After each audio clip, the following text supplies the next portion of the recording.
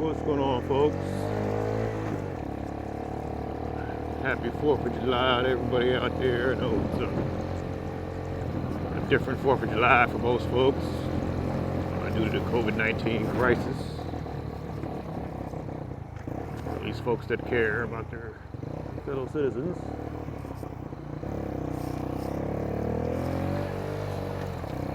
But as you can see, it's gearing up to be a pretty beautiful weekend here in Los Angeles. On the way home from work, actually got out early today, as we often do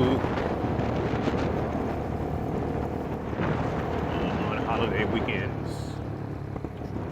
We're actually catching some of this 3 o'clock traffic, which is actually kind of a little more fierce today than it usually is. Pick a lane, dog. Hey, you get a family car. No blinker on. I ain't want to put a blinker on after I go by. I mean, don't get that. Yeah, family car that's so lazy to drive. Like, just do that stuff to begin with, man. Put your blinker on, dog. I'm working like 4 different controls. I'm working like 5 different controls here, and I'm able to put my blinker on just fine. I honestly don't get it. You know, it's people's just complacency. This is like the COVID-19 crisis. Like, we could actually stop it if people weren't so complacent about controlling the crisis. But no, they just ain't gonna do it. Stop, give me some his ass.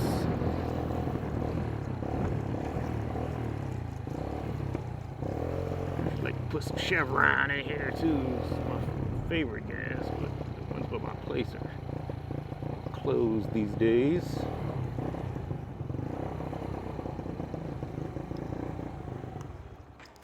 Trying to put a couple, $1 or something in there if it'll fit. That's one thing about this bike, it's small tank. It's hard to even squeeze $1 in here sometimes.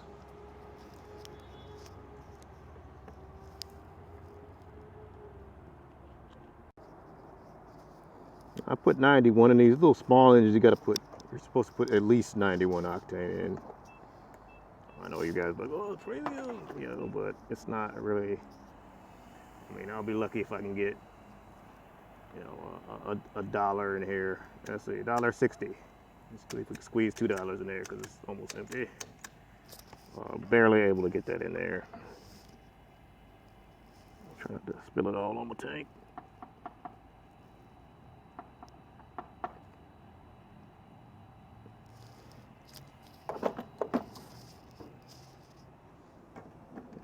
Very hard to get even a few dollars in the Kymco hay pipe. I generally don't even check. I never look at the gas prices either. Why? One of the benefits of owning this bike is the cheap gas and very good gas mileage. This one's getting really good. It's really getting good gas mileage after my last rebuild.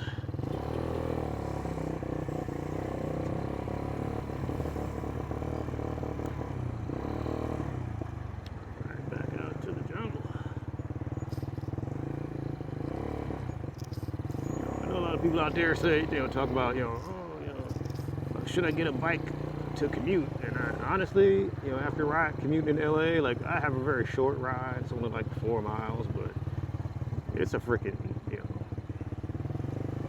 it's tough commuting on a motorcycle. It's really a gauntlet here, and it's hard work. I mean, people are just constantly trying to kill you, pretty much. I mean, they say you should ride like that, but here it's pretty much literally they're trying to kill you, I swear. I would say no, don't commute on a motorcycle if you don't have to. I like doing my bicycle better. It's a little easier because there's actually a lane just for bicycles on some of the commute, not all of it, unfortunately. So it can be nice to do that. It's a little more easygoing. One of the benefits of living here in Los Angeles is that there's a lot of motorcycles and a lot of motorcycle riders. So people are used to scooters and motorcycles being on the road, and they don't have so much apprehension about them. There's a lot of people also too from other countries who have ridden where they're from, because in a lot of other countries, scooters and motorcycles are main form of transportation for people. So you know, a lot of people have a lot of riding experience, maybe in their home country. Maybe they don't ride here, but you know, they used to ride there or whatever.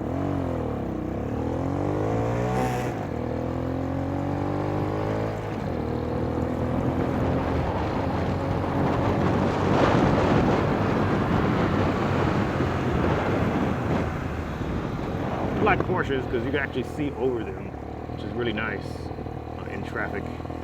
And also pickup trucks are also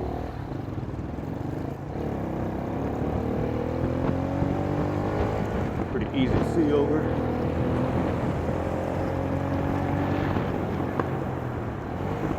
These Teslas, not so much.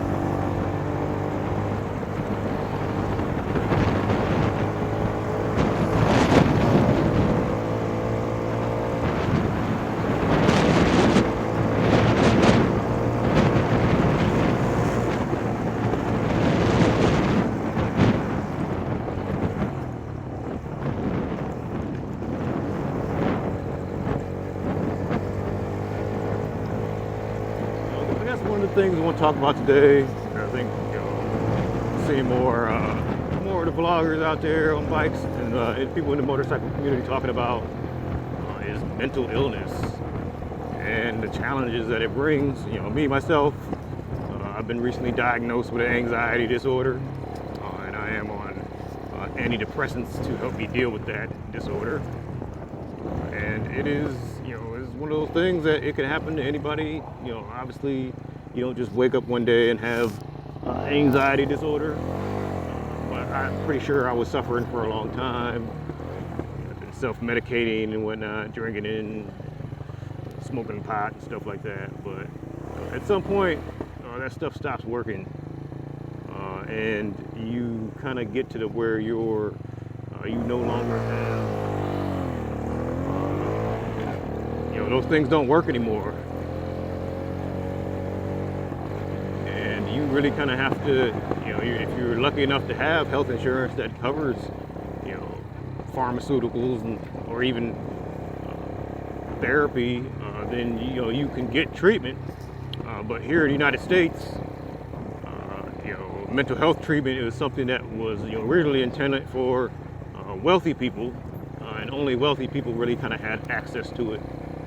And that wasn't necessarily unintentional, because you know they don't want people staying home because they got a mental health crisis. But we've all seen the, you know, the news reports and the, you know, people with mental health issues that get killed by police and other people. But it is real, and I've found myself with the extra stress of the COVID-19, I could no longer cope, or as the motorcycle guys like to say, power out. I couldn't power out of it anymore, and I had to seek treatment for my mental health, which, you know, come to find out, it was actually related to my cardiovascular health, or my heart health. And if you have a cardiovascular heart issue, that can affect your mental health. So you know, your physical health and your mental health are the same thing. And so if you have something wrong with one of your systems, you really have to go seek medical treatment in order to get it situated. So, you know, I was able to get, you know, I'm on pharmaceuticals for my heart, pharmaceuticals for cholesterol, and also, you know, pharmaceuticals for my anxiety. And I know a lot of people, I don't want to take meds. You know, after taking them, you know, I was the same way all my life. Like, I don't want to take meds, but it's like, well, you'll drink a whole fifth of liquor, or you'll smoke, you know, 5 blunts in a row, but you won't take one pill that is going to help you way better than all that stuff will. And it's really important. Yes, there is a stigma, and I think the stigma really made it hard for me to finally seek treatment. Luckily I didn't lose my job, because that's what happens to a lot of us. We end up losing our job, losing our families if you got one, literally losing everything, and then we're just kind of lost into a vicious cycle of being mentally ill from then on, and kind of aren't able to kind of rebuild our lives, or even continue our lives on a path that they were on, even if we were on a positive path. So I know for me, one of the benefits of the COVID-19 crisis was I didn't have to go into the doctor's office in order to get prescribed antidepressants and then say, hey, I'm having an issue to the doctor. It was over the phone. So I felt like I had a little better time revealing that over the phone without being face to face with somebody and kind of having to feel like you got to live up to certain expectations on the way you look, especially us, men of color. Though all men are affected by mental health issues. It doesn't matter if you're a tough guy. You can be a police officer. My dad, he's a police officer, but he's had issues in the past. But it doesn't matter if you're tough or you're weak. You can suffer from a mental health crisis at any time in your life. And especially if you're like me and you have a family history. I have a pretty strong family history on my mom's side, especially of anxiety disorders and such. And also, high blood pressure and cardiovascular issues. So you may have to, kind of get an understanding of those type of things.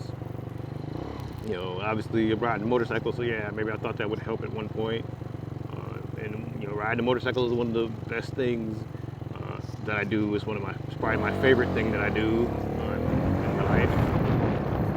And it just really is an amazing thing to do, but it's not gonna help. It's not gonna fix your mental health. Your mental health, it may not ever be perfect, but I definitely will say after starting antidepressants that things have improved greatly for me. I'm a lot more calm just in general, not having outbursts. I know we see the Karen crisis going on online. I'm pretty sure that those people need meds to help them. They're probably having some type of mental health crisis. Hey, maybe some of them are on meds. I always kind of say, people are either on too much drugs or not enough. Now, I was pretty lucky because, starting antidepressants did help me without having to switch from medicine to medicine. Though, from what I, hear talking to people, that's not always the case. Sometimes it takes you trying a few different medicines at different dosages to get things, get yourself normalized, basically. And, it is tough. The first week of taking the antidepressants was really tough because I was having side effects the first week. But luckily my doctor was, experienced enough to tell me, like, the first week, only take them every other day. And I think that really helped me,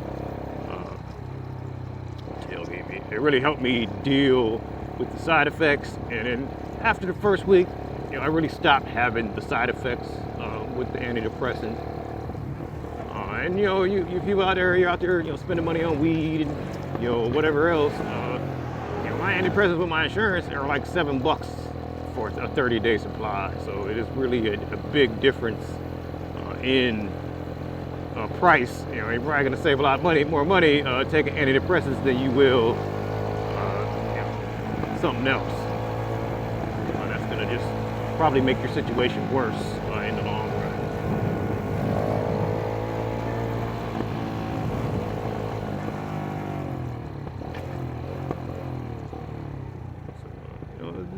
That's my spiel today, guys. Get your mental health straight. It'll make riding a motorcycle a lot more enjoyable. I was definitely having, luckily I wasn't riding my bike, my motorcycle yet, but I was having some road rage issues that I didn't have before. And that's I just kind of noticed, like, man, I'm really angry all the time. And I wasn't like that. I really had, kind of found a place of peace. But stopped being like that for me, and I ended up being angry all the time, aggro, having, outrage, especially in traffic on a bicycle, which is like ridiculous. And it's really blowing up. And, I think I got angry at somebody and they had a kid in the car. And that's when I really knew, like, oh man, I gotta go in, man. I gotta get something wrong. I can't do this. I can't keep doing like this,